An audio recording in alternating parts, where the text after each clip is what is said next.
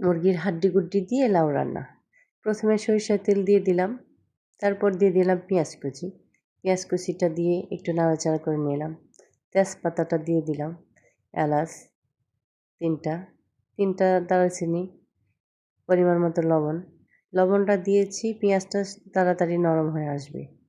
এখন দিয়ে দিব রসুন বাটা, আদা বাটা, জিরা বাটা, আর পরিমাণ মতো দিয়ে দিব আপনার হলুদের গুঁড়ো, মরিচের গুঁড়ো বেশি দিব না, কাঁচামরিচ দিব, লাউ রান্না করব এই জন্য। আর লাউ সবজিটা রান্না করলে আমার বাচ্চারা খুব পছন্দ। হাড্ডিগুড্ডি দিয়ে রান্না করলে হয়ে যায়, আর শুধু হাড্ডিগুড্ডি ভুনা করলে খেতে চায় না কেউ।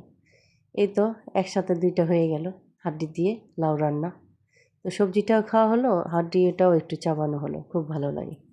তো এই তো প্রায় কষায় নিলাম, মাংসটা কষানো হয়ে গেছে। লাউটা দিয়ে দিলাম, ঢেকে দিব। লাউয়ের পানি দিয়ে লাউ সিদ্ধ হয়ে যাবে। কষানো হয়ে গেলে সামান্য একটু ঝোল দিয়ে আপনার জিরা ফাঁকিটা দিয়ে দিলাম, কারণ এই লাউয়ের তরকারিটা আমার গরম গরম খুব ভালো লাগে খেতে।